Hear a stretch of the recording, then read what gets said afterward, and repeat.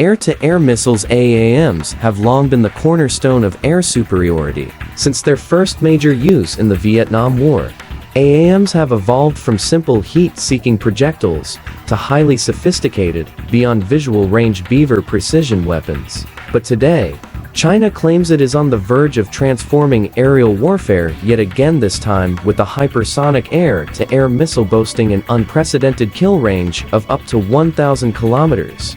If these claims are validated, China's missile would be capable of hitting airborne targets across Taiwan, parts of Japan, and even strategic positions throughout the Indo-Pacific, all without Chinese aircraft ever leaving their own airspace. In strategic terms, that's a game-changer. A 1,000-kilometer threat.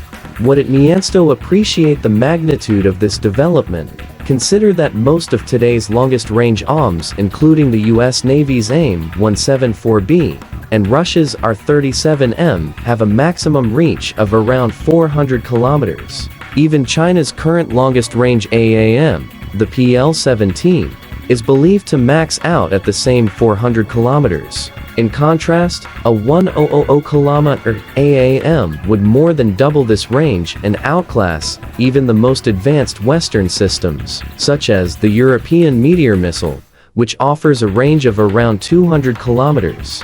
If the Chinese claims are accurate, this missile would have 5 times the range of the Meteor and more than twice the reach of anything in the current US or Russian arsenals. The implications for air combat and strategic planning are profound. Such a missile could force adversary air forces, especially Taiwan and Japan, to rethink their entire doctrine. Simply put, they could be targeted and destroyed long before they even get within striking distance. Tracing the history, the rise of AAM's journey of air-to-air missiles began shortly after World War II. The first operational AAMs appeared in the 1950s, with the United States leading the charge. In 1956, the U.S. Air Force introduced the AIM-9 Sidewinder. This missile was revolutionary. Using an infrared eye seeker, it could detect heat signatures from an aircraft's exhaust and guide itself to the target in a fire-and-forget mode.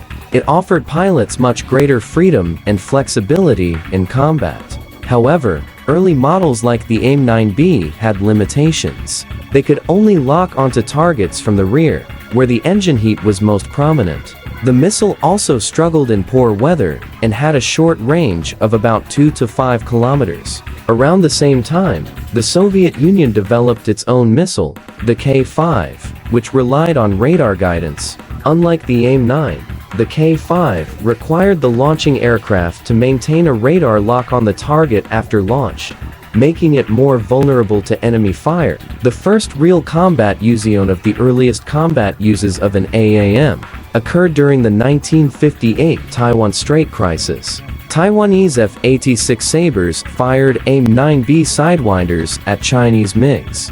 One missile failed to detonate and became lodged in the fuselage of a Chinese aircraft. The damaged plane returned to base, and the unexploded missile was handed over to the Soviet Union. This enabled the Soviets to reverse engineer their own AIM-9 variant, the Vimpel K-13, which entered service in 1961. AAMs in South Asia. The 1965 India-Pakistan War. The importance of AAMs was starkly demonstrated during the 1965 war between India and Pakistan. At the time, Pakistan operated US-supplied F-86 Sabres and F-104 Starfighters, both armed with AIM-9B Sidewinders. India had only recently started inducting Soviet MiG-21s armed with the early K-13s. According to IAF historian Angad Singh, the AIM-9Bs provided Pakistan with a clear advantage. The psychological impact alone of not knowing which enemy aircraft carried missiles forced Indian pilots to change tactics. Pakistan achieved at least 3 confirmed kills using the Sidewinders, decisively altering the air war's dynamics. The rise of beyond visual range beaver missiles over the decades. AAMs have grown more powerful and long-ranged. The beaver category now dominates modern aerial combat, Missiles like the US AIM-120D and the European Meteor offer ranges approaching 200 kilometers, with high hit probabilities and improved resistance to countermeasures. China has joined the race with the PL-15 and PEL-15E export version, boasting ranges of 200 to 300 kilometers. Meanwhile, Russia has fielded long-range options like the R-37M and the developmental Ks-172, both capable of 300-400 km engagements. The R-37M in particular has seen operational success in Ukraine. In July 2024, a Russian Su-35 reportedly shot down a Ukrainian MiG-29 from a staggering distance of 213 kilometers, one of the longest confirmed AAM kills to date. Enter China's Hypersonic 1000km AAM. In early 2025, Chinese media reported the successful testing of a new hypersonic air-to-air missile with a range between 800 and 1,000 kilometers. The weapon, still in development, was reportedly tested under extreme thermal and atmospheric conditions, using technology similar to what is used in Mars missions.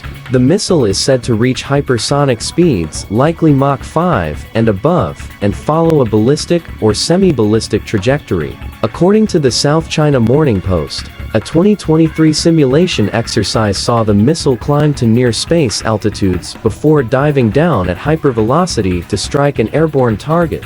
No aircraft in the U.S. inventory, be it the B-21, E-3AWACS, or even the F-22 Raptor, could outrun such a weapon.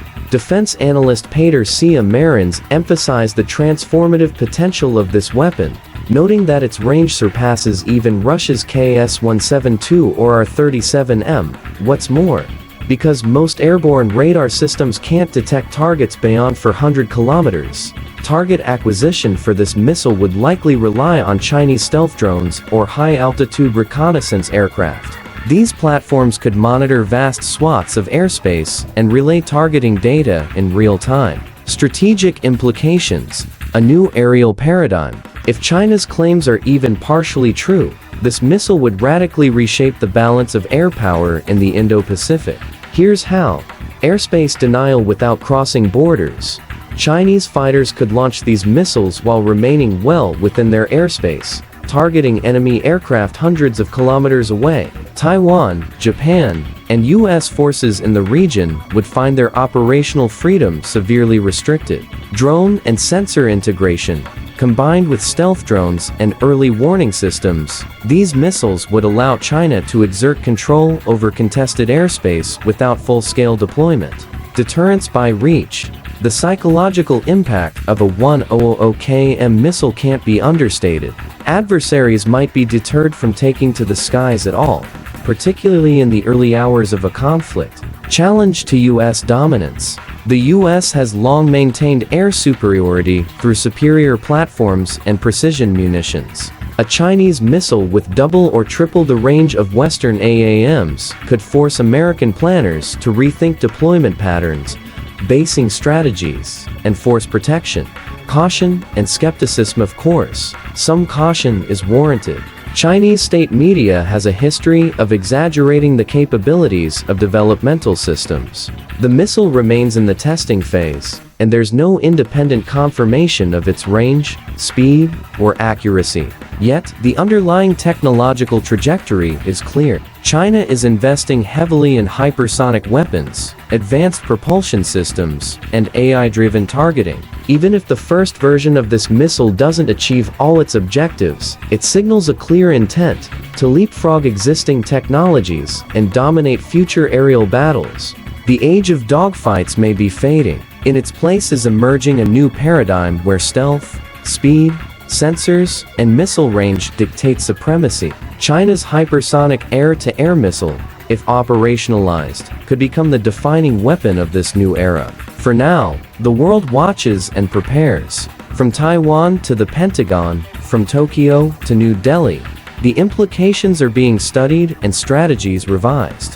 Whether this missile ever sees combat or not, it has already changed the way nations think about the skies above them.